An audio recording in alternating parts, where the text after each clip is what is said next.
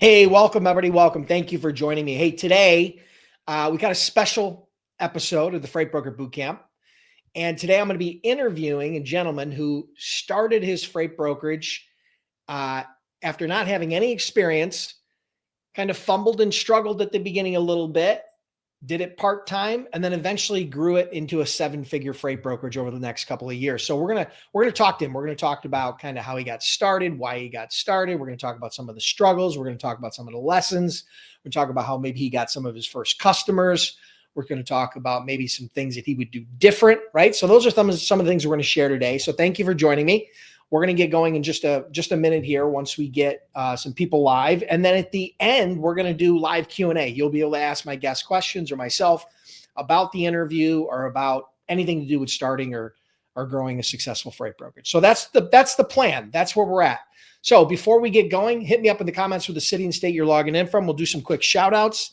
Then we'll jump into the interview. Then we will do Q&A. So here we go.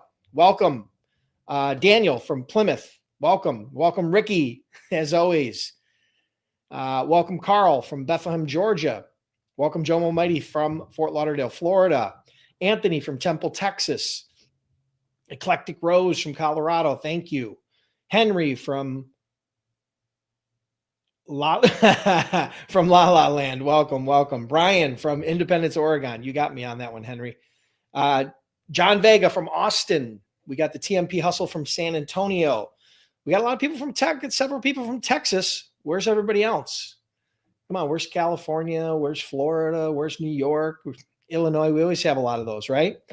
So give us a quick, hit us up in the comments. I'll give a quick shout out and then we'll get the show on the road here in about a minute or two, okay? Hope you guys are ready. Again, today it's more of an interview style. We've got a past student of Freight Broker Bootcamp and a past student of my Freight Broker Sales Accelerator program who has now went from starting out with no experience to building a seven-figure freight brokerage. And, we talked a little bit before we jumped on this live. He's got a very interesting story, interesting freight niche that he dove into, that he decided to pursue. And I think it's going to be really helpful to you guys, especially if you're just looking to get started and you're kind of struggling in those early months and that maybe your first 6 to 12 months and, you're struggling to find your niche, or maybe you're struggling to find your first few customers, or, maybe you've got some doubt, right, that you can do this part-time, or, maybe you're a stay-at-home mom and you're really looking for something on the side because you want to work from home, but you got kids or some other responsibilities. So I've said it before, guys, you can do this part-time. You can do this full-time, but you can't do it in your spare time. I've talked about some of that before. So we're going to dive into that today. Franklin from Chicago, welcome. Hakeem from Missouri, welcome. Joe from Riverside, California. Anthony goes live on the 28th. Congratulations. Joe, you're still in produce. Awesome. And you sell produce. Cool. Yeah, it's funny because produce brokering, selling produce and selling brokerage, there's kind of some parallels there, right? There's definitely some parallels because like produce brokerage and salespeople, a lot of times they arrange the transportation. So they deal with brokers, right? I mean, I never did produce sales, but I had clients who did. So I have a little bit of a little bit of baseline there. So interesting. Cool. All right. So I'm going to grab a quick drink and then we're going to get this show on the road. Corey from Billings, as usual. Welcome. Well, the band is here. So it's time to play the music. Okay. So I'm going to introduce my guest. This gentleman's name is Mike Barmashi. I'm sorry. So welcome, Mike. Thank you for joining me. Glad to be here. Thanks, Dennis. Yeah, awesome. Listen, give everybody a quick background of where, kind of what you do, where you're from. But before we do that, I just want to tee this up for everybody really quick. Mike grew his freight brokerage starting with no experience to over 7 figures in just his first few years. And one of the ways he did that was part-time. So he had to pursue this business part-time, and he's going to kind of tell that story. So if you're considering doing something part-time because you can't fully commit full-time for whatever reason that is, you're definitely going to want to lean in. We're going to dive into some of that today. So Mike, quick intro, give us a 30-second intro, and then we'll we'll jump into some cool stuff to try to help some of the people in the audience. Sure. So full-time freight broker, student of Dennis's Freight Broker Boot Camp and the Sales Accelerator later on, once I kind of knew the business was going to stick as well, out of Waxhaw, North Carolina. Mostly do anything open deck, basically machines, farm equipment, construction equipment, attachments, less than truckloads to full truckloads, oversized, overweight.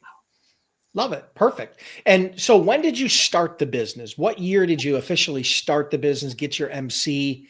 When was that? So it was 2021 to 2022. 21, I kind of did the admin stuff, as in setting up the LLC, seeing what was going to need to be to make it official.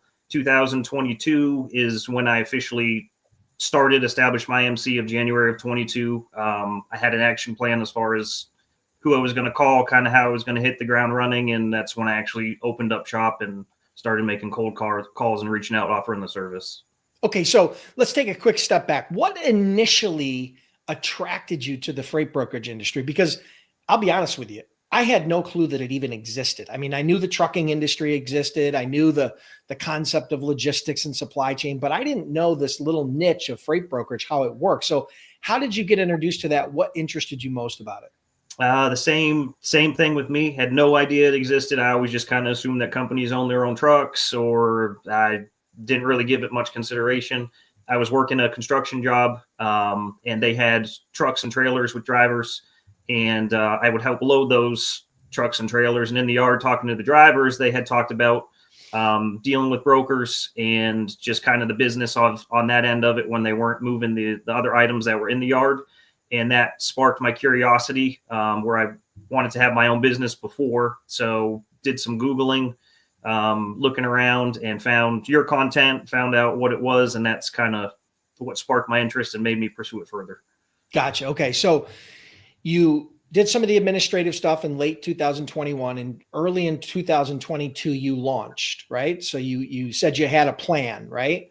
So what was that plan initially, and how did that transpire? How did that kind of navigate let's talk about maybe the first 6 to 12 months of that business. How did that go?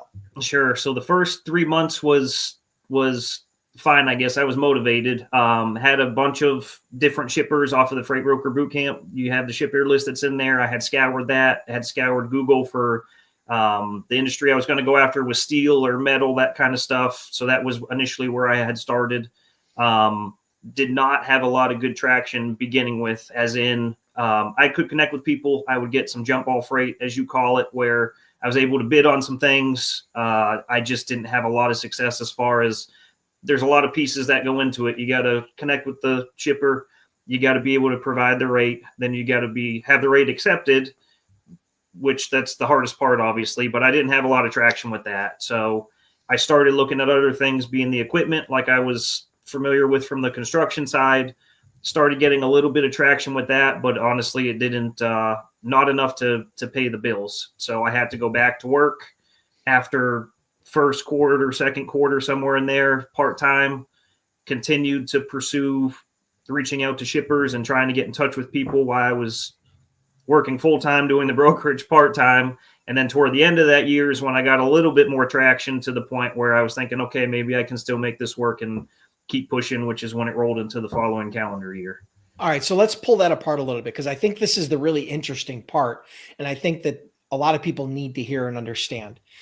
If I heard you correctly, you started out at the beginning of 2022 and you went all in. You were doing it full time. You were doing this 10, 12, 14 hours a day. You got a little bit of traction, but not enough to keep the wolves away. Bills got to come in, mortgages got to get paid, kids need to go get braces, all the stuff that everybody needs to do.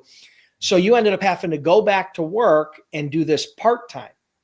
Correct.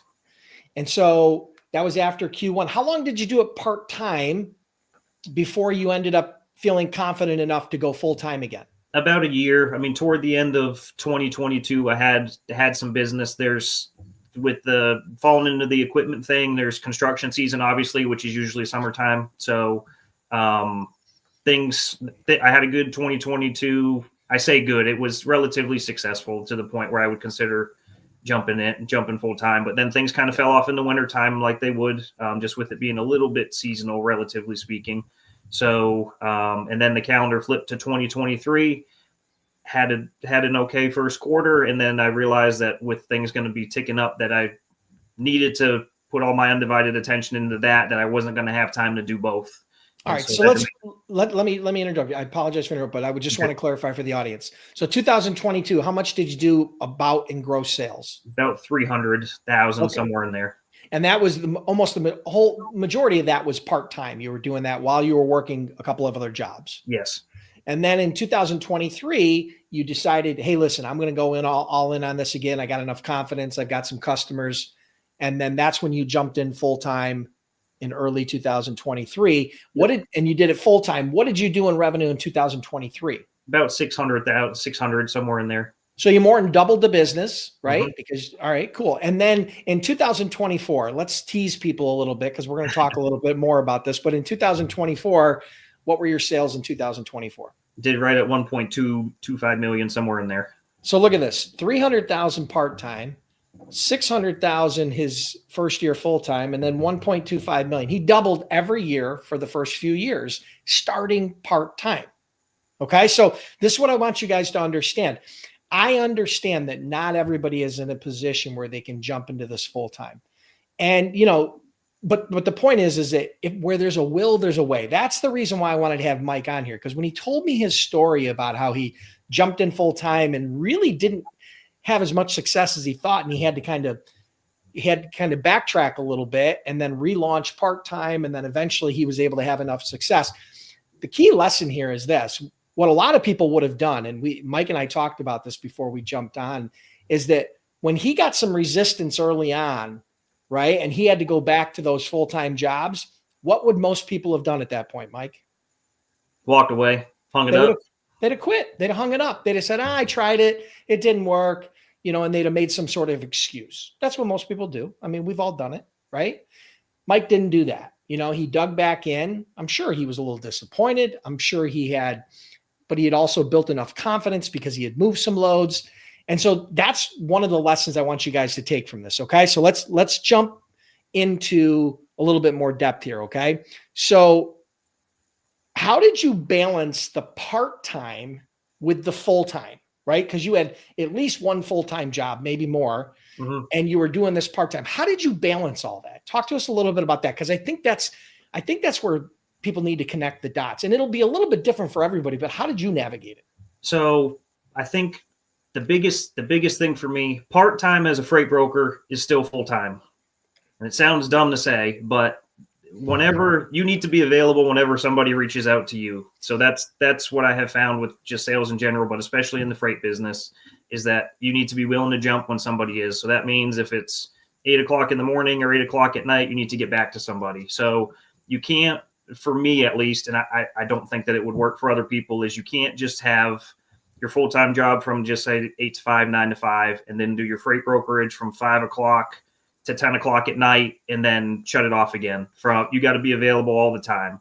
So there's a little bit of conflict of interest there, obviously, depending on what your full-time job is. If you're doing other things during that full-time job, I was working remote, and it was a performance-based job basically. So was able to do both throughout the day when emails would come in or calls would come in, which is not a lot when you're starting. You get excited when you get an email or a phone call asking for a rate for something because it gives you something to do. But that's when you need to be available to do it. So I think that's the main thing. And then afterwards, after your 8 to 5 or 9 to 5, taking some admin time to figure out, okay, when I have time during the day, what am I going to be doing? That way you can actually be proactive during the day, or you can be working instead of putting a plan together. Because at nighttime, there's not going to be a whole lot going on, relatively speaking. Yeah. So you had a remote sales job that you were working from home. That was your primary gig. That was what was mainly paying the bills. Yes. And then simultaneously, you were spending time reaching out to shippers and learning the industry and figuring out your niche and, developing carrier relationships and doing the fundamentals, the things that you need to do to kind of touch first base. Right. Yes. And so that was how you navigated. So let me tell you, what was the biggest challenge during that time? I mean, what was the biggest issue? What was the biggest hurdle to overcome in making that transition from part-time to full-time? Probably just once you get a little bit of traction, trying to balance both. And it's one of those things where you've got an obligation to your full-time person that's paying the bills. You want to make sure that you're being fair to them, that you give them a full 2 weeks, that you're holding up your end of the deal on that. But when you start getting busy with your own thing, you got to obviously pay attention to that too. So it gets to a point where it's pretty tough to balance as far as making sure that you're not slacking on one side or the other. My boss was really awesome as far as, I was transparent with them. They knew that I was trying to start my own business, and just having open communication with them about what I wanted to do long-term. And they were supportive. If there were days when I was busy just because there was stuff that was going on, I'd tell them, hey, like, I need some extra time. Can I not be clocked in during these couple hours so I can knock out some things for the business? But that was the hardest part, I guess, is just trying to, when you got two legitimately full-time jobs and you're really busy, trying to fit it into one day doesn't work. So basically delegating and figuring out which you need to do when. Yeah. Yeah. Trying to juggle a lot of different balls, especially when there's really no connection between the two, right? You've got a job and you got a business, and they're not the same thing. You got a family and you've got your health and you've got all those other issues, right? So it's definitely hard to juggle those when when you're working, even when you're working full time, it's hard to juggle all those, let alone multiple full-time jobs and a business as well. So I can only imagine. So here's a question for you. We touched on it a few minutes ago, but I don't want to gloss over it. Was there ever a time when you considered quitting? Oh yeah.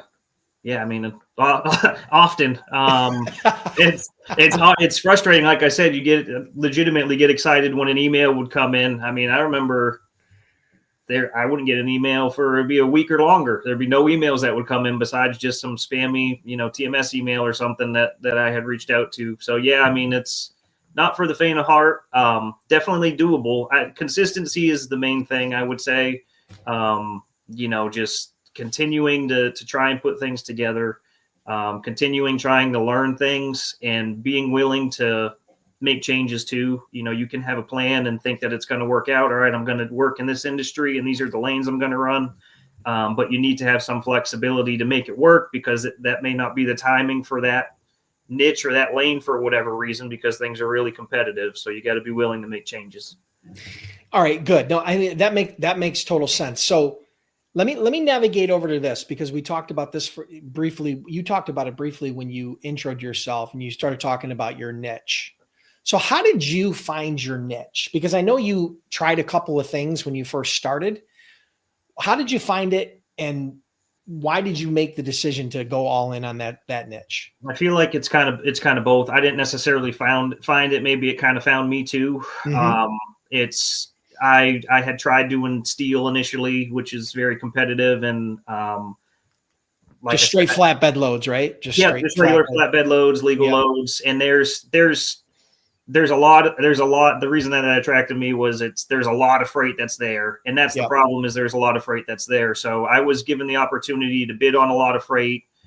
I think if I maybe won one or two loads, that it was a nightmare to get covered, just because it was such a competitive quote that was provided. So I was familiar with equipment from being on the construction side a little bit, and some agriculture stuff. So just, I guess the vibe of that, as silly as that sounds, for the shippers and just what it is, the product, I was familiar with it. So able to make some connections, and I guess more so connect with the people that are shipping that equipment probably as well. So let's talk a little bit about that, kind of how it evolves. So you do a lot of, like you said, open deck loads, and it's a lot of farm equipment. Yep. Farm equipment, construction equipment, anything open deck. I kind of joke that can't be broken easily. So, head machines, skid steers, attachments for excavators, farm equipment, sprayers and combines, implements being planters, and all kinds of stuff. So the construction stuff, a lot of that is oversized, overweight, heavy, big, bulky stuff. The farm stuff, a lot of it is bulky, but not as heavy. So they kind of parallel on, you need to do permits for some of that stuff. Hot shot, if it be a partial load for, a little lawnmower or something like that, I do that too. So pretty much a little bit of everything from hot shot all the way up to, oversized, overweight, 120,000 pound machines plus.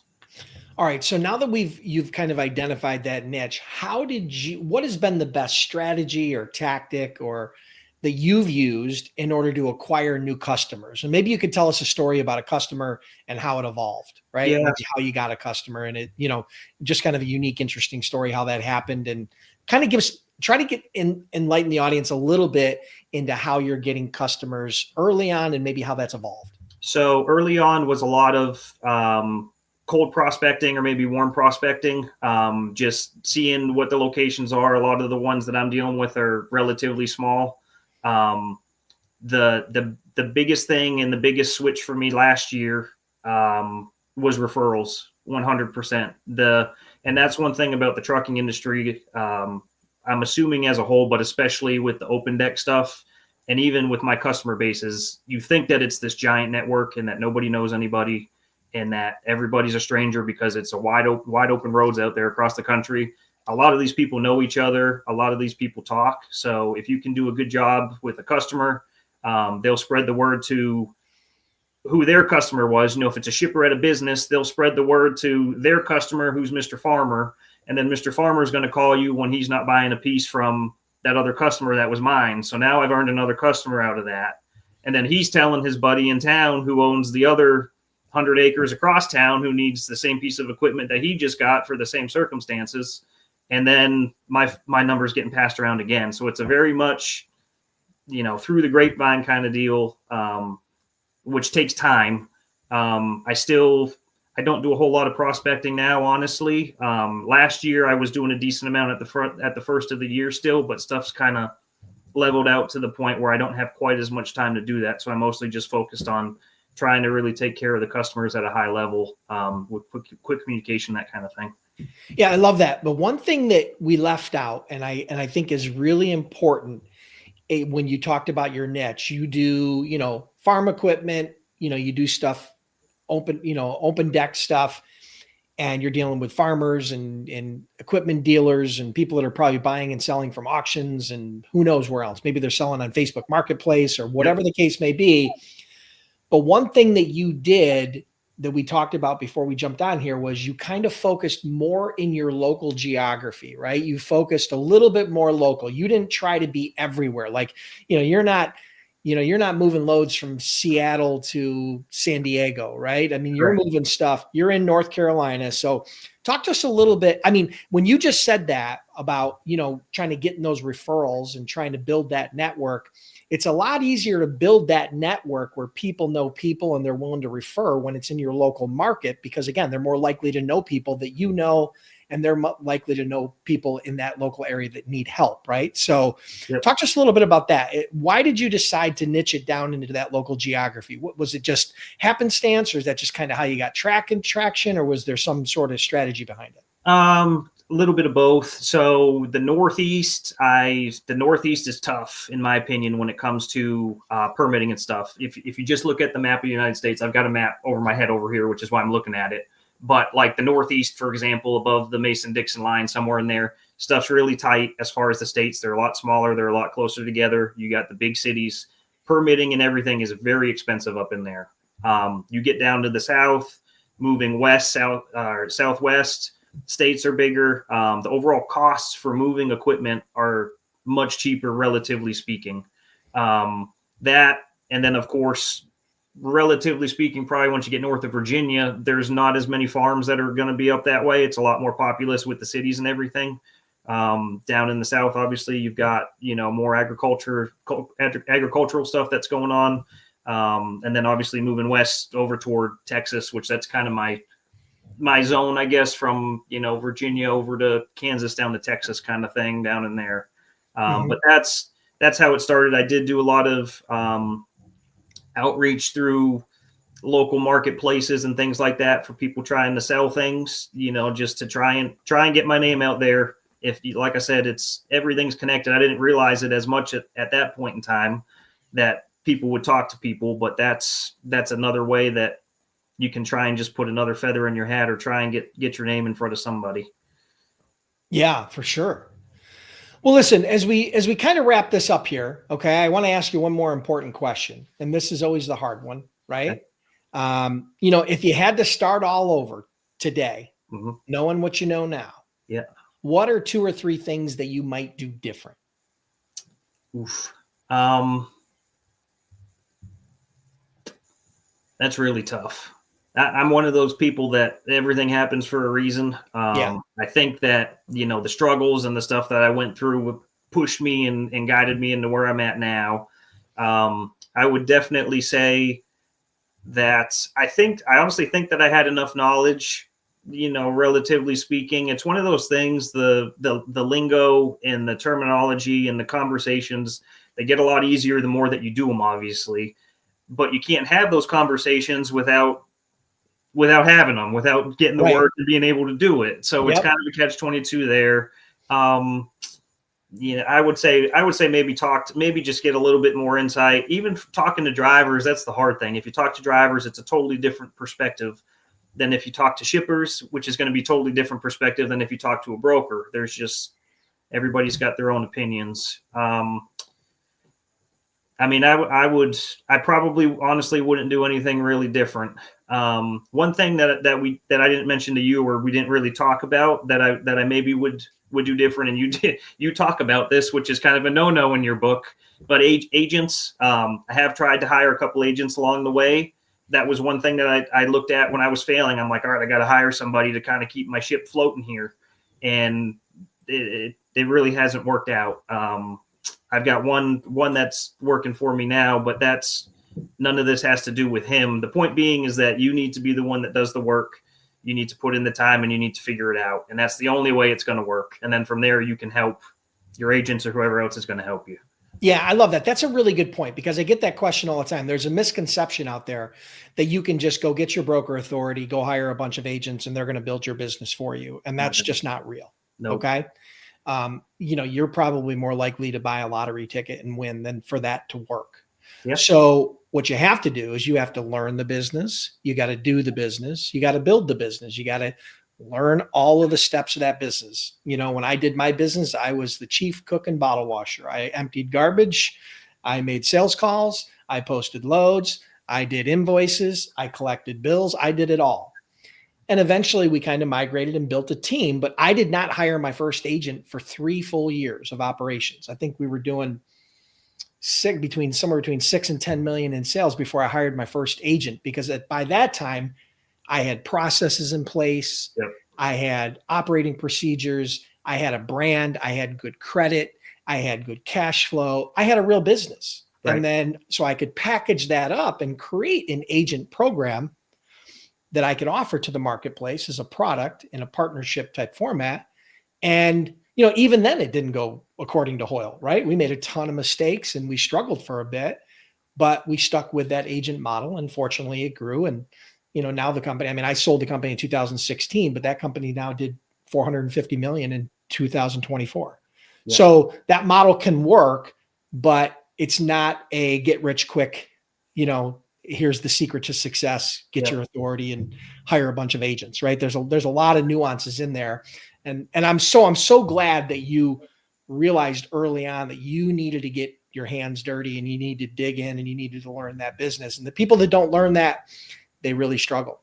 Really struggle. That's kind of maybe going back to give something that I would change is probably the mindset. It's hard because it's even, you've got a handful of students that have done really well, really early, built big businesses. And that's something I say it all the time. Talk is cheap. You look on the internet, you look on Facebook, you look on all these social platforms. And that's why a lot of people get into the freight industry, I think, is it's like, look, you're going to make all this money so fast and you're not going to have to do anything. And there's lots of potential there for a business, obviously, but I think that maybe I was a little hard on myself, had a little bit of false expectations, maybe, or thought, hey, I should do 1.5 million my first year.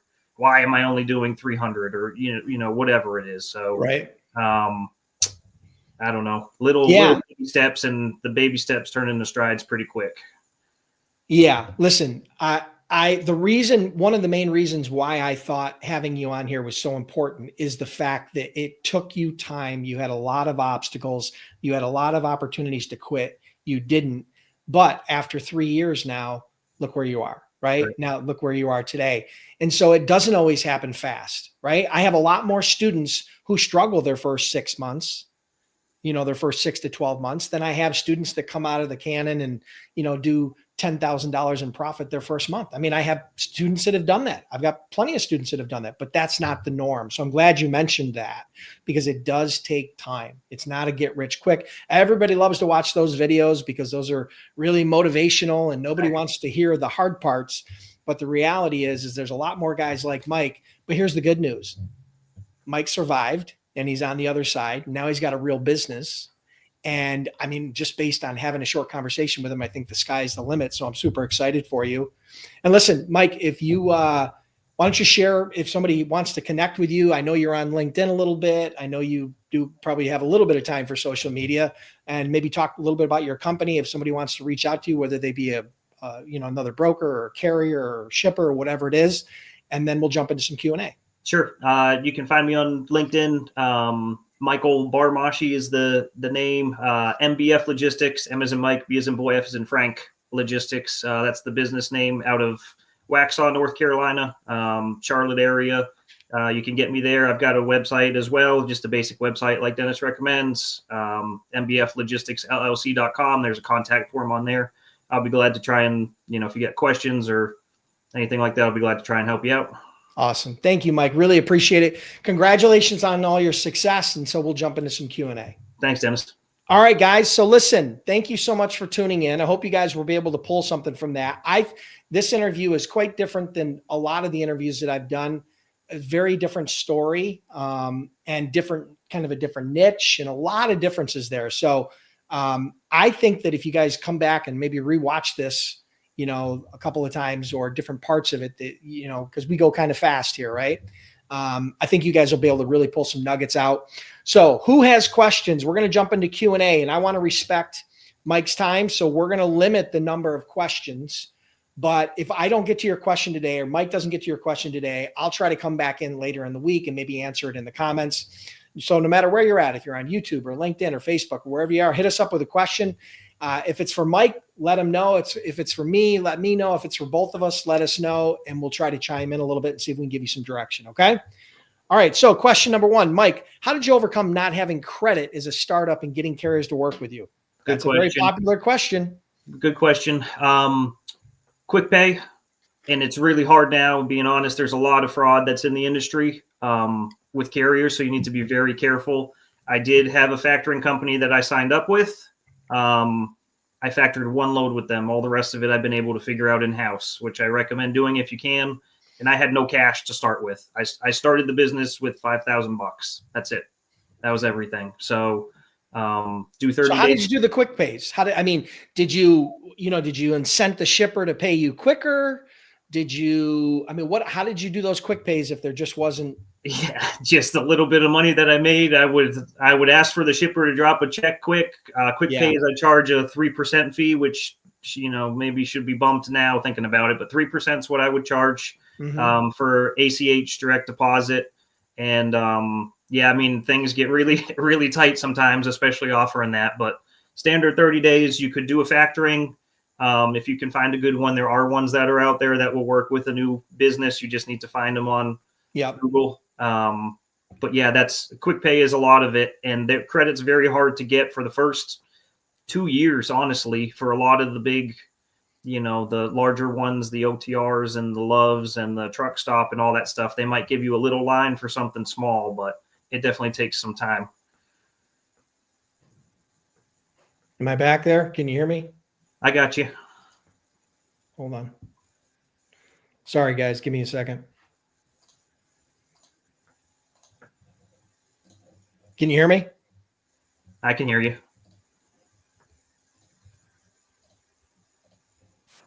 All right, you're back. Sorry. I have no idea what happened. Can you hear me now? Did you lose me? You lost me. I think you were still there, but you lost me. So I think we're good now. By the way, listen, if you're a startup and you're looking for a factoring company, and I brought this up just because I know that Mike just mentioned it. Okay. Here's a place that you can go. They'll know you're coming from my community, and the guys over at Tom and his team over at Operify will definitely try to help you out. No guarantee, but they do work with freight broker startups. Okay. So you can check it out. Go to freightbrokerbootcamp/cash flow, fill out the form. They'll reach out to you. They're going to ask you some questions. Obviously, there's some basic qualifications there. You got to be a broker, right? You got to have your broker authority. And ideally, maybe you've got some customers, but if not, still connect with them because they can start connecting the dots for you. Okay. So that'd be a good place for you guys to go on that. All right. How long did it take you to start seeing your credit rise up? I mean, could you gradually see it? And then where was kind of that inflection point? Or how long did you have to do the cash flow juggle with quick? I would say one or two accepted me after 6 months of my authority being, legitimized or being active, I guess. And then slowly kind of trickled in after that.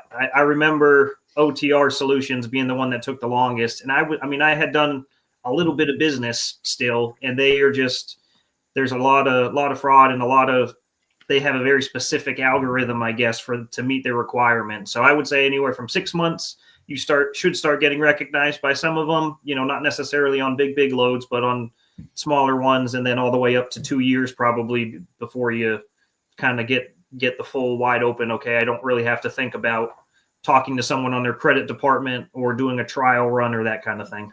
Right. Also take into consideration, audience, that his load values are much higher than the norm, right? So a typical invoice for you is what? Like, what's a typical invoice that'll go out to a shipper? $2,000. That was the average. Oh, okay. Okay. So it's still gotcha. Okay.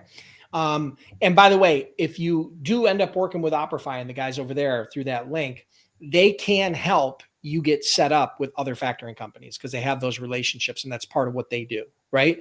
So, and not get set up with them to factor their invoices, but to get set up so that their carriers can factor with you, right? So that they can move your loads. There's a little bit of confusion there, but just to be clear. All right, cool. Let's jump into the next question here. Let's see. We probably got a bunch. Scrolling. Hold on. All right. So do you spend most of your time at your desk? Talk to him about a day in the life of Mike. What's a day in the life of Mike as a freight broker? Kind of depends on the day, but yeah, I mean, it's a desk job. You need internet and you need phone. I do not like sitting at a desk, being honest, but if I can be in the area of my desk, I work off my cell phone a lot for quotes. If I look at an email, I've got two phones. I've got a personal phone and a work phone.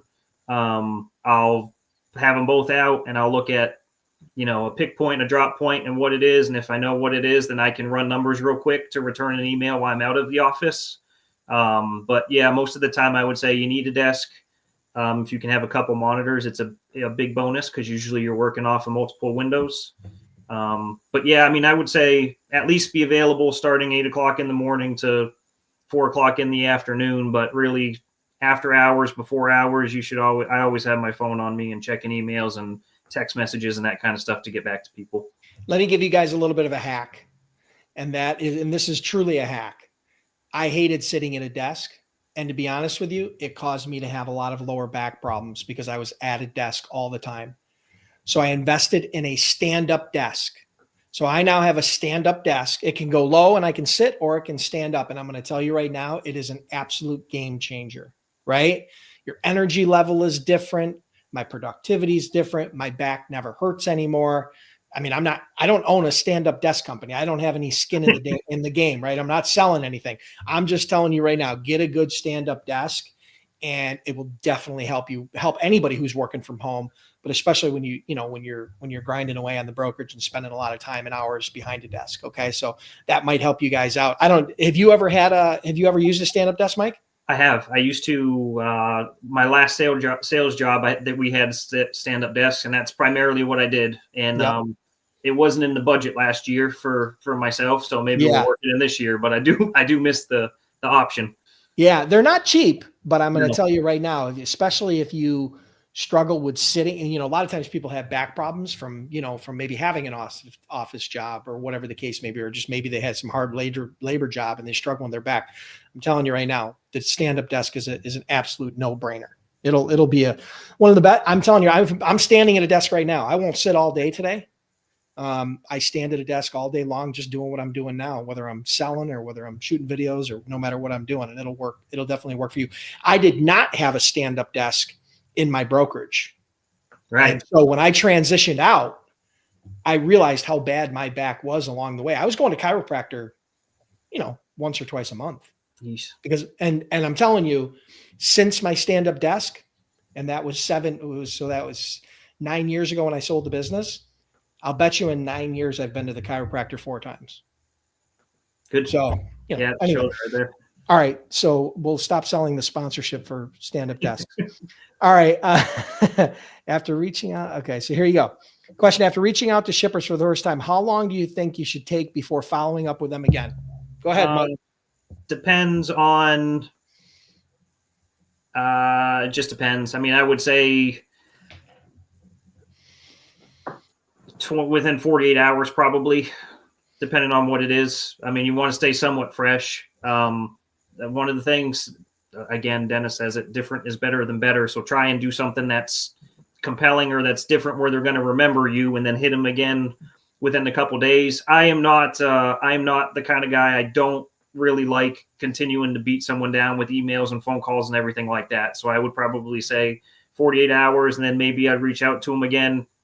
If it's like a Monday, Wednesday, then maybe reach out to them on Friday kind of thing. And then I might let them set for a week or something like that before circling back, depending on how much I wanted to get in touch with them or, what I thought they were working on.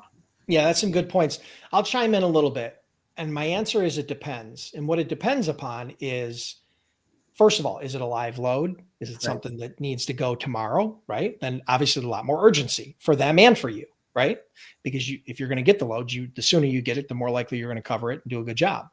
So if it's a live load, then, what you're going to want to do, whether it's a live load or not, what I like to do before I get off the call or before I provide the quote, I want to try to ask them kind of what are their expectations, right? When is this going to move? What's the next step? Where do we go from here? I want to try, when's the best time to follow up with you? Right. So if you ask them that question, sometimes they'll tell you, they'll say, oh, follow up with me at the end of the day or follow up with me tomorrow morning. Now, all of a sudden the guessing's out of the equation, right? Now you've got some of that, right? You have some of that information, but you guessing and then following up in 3 days or 4 days. And then the next time you follow up, they say, oh, that load already moved. Well, guess what? You missed the boat, right? So asking them that question can definitely help. And ask them how too. Sorry to butt in. No. What's text message, phone call, email? Because some people that they've got an office phone, which you may be calling, but they may not use their office phone or may not be at their desk because they work remote. More days a month than they do in the office. So make sure that you ask them how to get a hold of them the best way. And a lot of people like to work on text these days, obviously too. Yeah. So. Here's what I'm going to tell you: when you're first starting out, follow up more often and more frequent. As you develop your skills in your customer base, you can probably pull that back a little bit. But the key is, remember, in the early days, cash flow is like oxygen, right? If you don't start moving some loads fairly quickly, even like Mike talked about, and those bills start piling up faster than your profit, that can take you out of commission, right? Can take anybody out of commission. So, I think that, following up, having a little bit more urgency early on to get those first 3 or 4 or 5 customers to start moving those first 10, 15, 20 loads will have a huge impact on you, right? It's a huge confidence builder. It's some cash flow. It's some proof that you needed in order that you could do it. So I think, being a little bit more aggressive at the beginning, I find a lot of people who kind of think that they're going to join this business and sit back and people are going to come to them. That's just not going to happen. No. Okay. It's not like having a pizza shop on the corner of Main and Elmwood. Okay. Where you got traffic going by every day and everybody sees the picture of your pizza up there and they stop in and say, I'm hungry, I'll give it a try. It doesn't work that way in the freight brokerage business, right? You got to create your own luck. And so that's just a little bit. Hope that helps. Here's another one. Mike, how did you overcome? Oh, we already talked about that one. All right. How do you handle pricing and customers in bidding platforms? All right. Well, I'm probably going to know your answer already.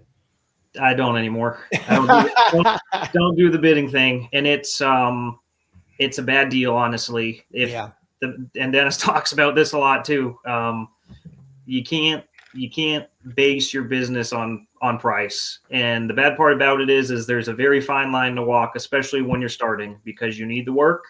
They may not know it, but you need the work. You want the work because you don't have anything to do when you're first starting. So you'd like something to do. So you want to be cheap, but at the same time, it's a business and you need to make money. So I've tried doing some of the jump ball freight with email threads. I've tried the VeriTread thing for bidding on loads, and it's not very successful from a broker standpoint. I think most of that stuff is probably better suited for carriers maybe that need a backhaul. It's a bad word in the freight industry, but I don't deal with the bidding platforms anymore.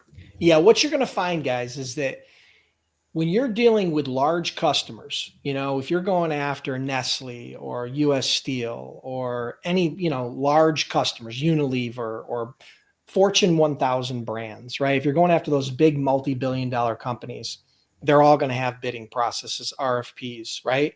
And those processes can be very complex. They can be very exhaustive. They can be take a very long time to go through the sales cycle. And they are heavily price driven. They do it that way so that they can whittle down the price the best they possibly can. That's the reason why they do that. Okay. So I do not recommend startups focusing on large companies. I've said it before. Focus on small companies. Your niche, you're most needed by smaller companies. Companies that are doing, it sounds to me like a lot of Mike's customers are fairly small businesses, right? They might be doing $1 million or $5 million, or, they're pretty small businesses. And, he probably doesn't have any one shipper that's doing, $1 million a year in freight, but he's got a bunch of shippers that are doing a bunch of loads that cumulatively it allows him to be diverse and still build a real nice business, right? He's not doing lane-based freight, right? He's doing a lot of project stuff. Somebody buys something from an auction or buys something from a seller, some equipment, and they need it moved 400 miles, right? And he may have never moved that piece of equipment before. He may have never picked up at that location before. He probably never delivered to that location before. So the pros and cons to that are it adds complexity to the shipper because they don't know exactly who to call because they've never run this load before, right? Probably. Mm-hmm. And then the other part of it is, it makes, whenever there's complexity in a niche, it creates opportunity, right? Mm-hmm. The less complex freight is, the easier it is. A one pick, one drop van load, anybody can do. Okay. But if you're picking up, some piece of equipment, it's a unique piece of equipment that has a certain size, certain dimensions, and has certain requirements. And, there's a lot of nuances to it. And the way it's going to be offloaded, it needs a crane and all these other things, or all this different complexity. Yes, it adds some complexity to what you're doing, but it creates less competition and more opportunity for margin, right? So I don't remember but on the pricing side, you don't want to be the Walmart, right? You want to find shippers that are focused more on value and relationship and trust than they are just exclusively on price. Price is always going to be a variable. Don't get me wrong. There's always going to be a little bit of negotiating there, but they're not worried about beating you down into the dirt so that you're not making any money and you've got to hire a carrier who doesn't have the skill set or the experience in order to make that happen, right? So yeah, I agree with Mike wholeheartedly on that. Bidding is a tough deal, right? There are companies that get very, very good at it, right? But they are companies that have honed in on that niche and they have a large carrier database and they understand the pricing in those lanes, and they've done those lanes so many times that they've just got so much depth from a capacity perspective that those bids aren't nearly as scary for them. Leave those bids to them, especially when you're getting started. What's the best way to reach the main contact person when prospecting? So when you're reaching out to a prospect, what's the best way? Kind of a loaded question. I guess it depends where you're calling. If you're calling, maybe a dealership or something like that, I always try to talk to the sales team. Mm-hmm. Usually they're the guys that like to talk.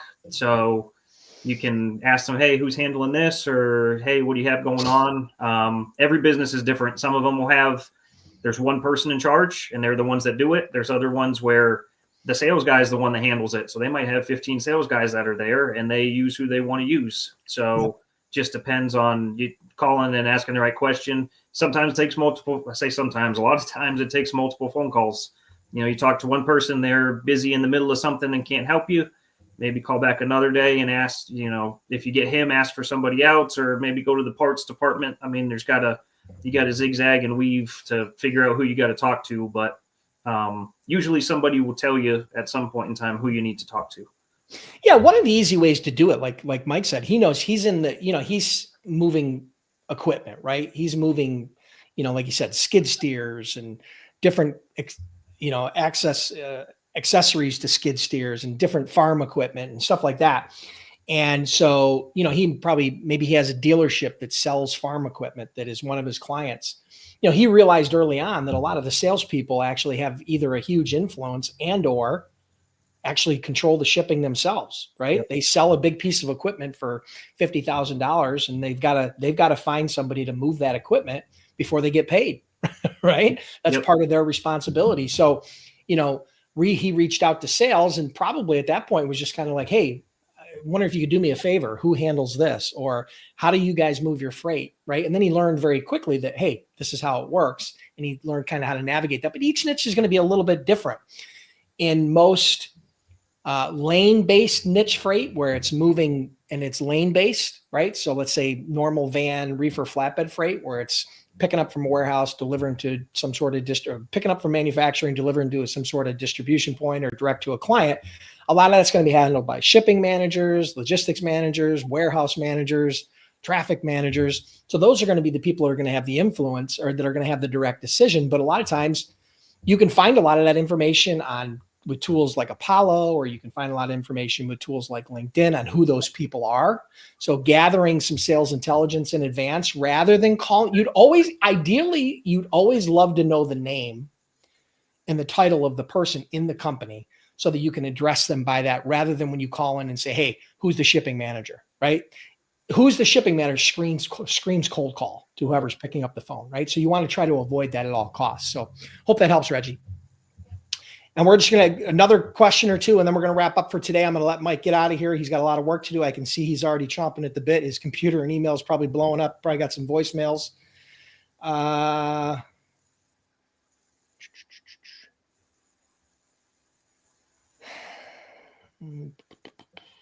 just scrolling through and seeing if there's a question we haven't touched on.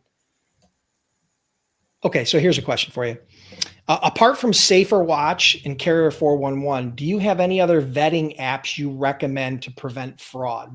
How do you vet carriers? What's your basic process for vetting carriers? A new carrier, let's say you got a load in your current carriers. We know that you've got a current carrier database of people that you've worked with, but nobody's available to move this load and you've got to go to somebody you don't know. How would you vet that carrier? So I always, like Dennis said, I always try and go to my carrier base first.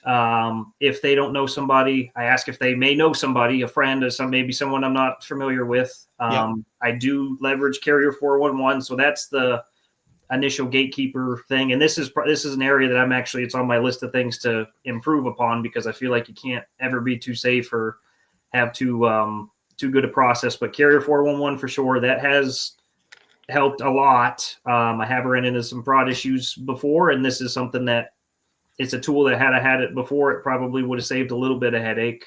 But I use that, and then I use the Safer Web, which is the FMCSA website, just for basic things on there. And then there's another one. I'm looking at my other computer screen here. The SMS system on the FMCSA, which shows you the drugs and alcohol and safety inspections and all that kind of stuff. And the biggest, this is going to sound silly too, the biggest thing for me is a vibe check. I need to talk to him on the phone.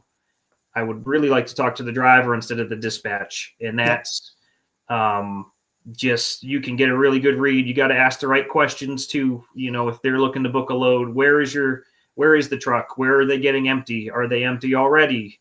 What is on the truck? You know, what is your timeline like? And if people can't answer those basic questions about going to pick up your load or taking your load, even though that has nothing to do with you yet, they should just rattle those answers off, no problem, and then you know that they're legitimate and that they have a truck that's in hand for you. If they're like, well, he'll pick up tomorrow sometime in the afternoon, not very specific or something like that, then you know that maybe you've got some other issues that are going on. I like that term you used, a vibe check. I like that. Yeah. I mean, I don't know how else to put it, but just yeah, no, that it makes their, perfect sense, right? Yeah. I mean, asking a few good questions can sometimes give you a really good vibe on whether this is somebody you should be trusting. Yep. Yeah, I think that Carrier 411 and some of these other vetting tools are more important than ever, right? Yep. But you can tell one of the smart things that Mike does is he uses a lot of the same carriers over and over and over and over and over again. So he doesn't have to see if you're somebody who's hiring a new carrier for every single load, well, then you're really heavily worried about vetting new carriers because it's an everyday occurrence. It's not an everyday occurrence with Mike. No. Mike doesn't have to vet a lot of new carriers because he uses the same carriers over and over again. And if you're smart and you develop your niche the right way, that's what'll happen to you after a few years. It's not going to happen day one. Some of your carrier relationships for early on are going to come from load boards. Some of them are going to come from people you know. Some are going to come from referrals from other drivers. But you will have to rely on the load boards, as most freight brokers do when they first get started. So understanding some basic vetting, obviously you want to make sure they have the proper insurance. You want to make sure that the phone number that they're calling from matches up with the FMCSA phone number. If it doesn't, then you want to obviously call that main number and verify that person's legitimate. You want to check the email address they're emailing you from, make sure the domain name is the same. Yep. You know, you want to do some of those fundamentals, and a lot of those tools will do that for you. Some of those new tools that are out there, some of them are very expensive. There's one out there that's very inexpensive. It's called Carrier OK. It does basically the same thing as like a highway on a smaller scale, but it's way less expensive. Highway can be exorbitantly expensive, but Carrier OK, I know them personally. I've used their software and it works really great. So you might want to check that out. That might be a really good vetting tool in addition to maybe something like a Carrier 411. So hope that helps. All right, guys, listen, we're going to wrap it up. Thank you so much. You guys had some great questions. If you guys have any other questions, feel free to type them in the comments. I'll try to come back in later and maybe we can answer those. If not, come back next week on the next Freight Broker Bootcamp Live and we will do a Q&A once again. Now, Mike won't be here because Mike's going to be busy building his business. Maybe we'll have him back on in another year or two and see how he's progressed and where everything has gone from there. But I just want to thank Mike, everybody in the audience. Give Mike a hand. Thank him for his time. Appreciate you being here, my friend. Great to meet you. Yeah, great to meet you. Glad to be here, and hopefully help somebody. Yeah, I'm confident that between this live and then the rest of the YouTube channel, I think that you're going to inspire somebody with your story of starting with no experience, the struggles you had early on, part-time to full-time, and now here you are with a legitimate business, and you hit the ball out of the park, my friend. It took you a little bit of time, but here you are. Yeah. Awesome. Thank you so much. We'll talk to you guys soon. Make sure you show up for the next Freight Broker Bootcamp Live every Monday at noon.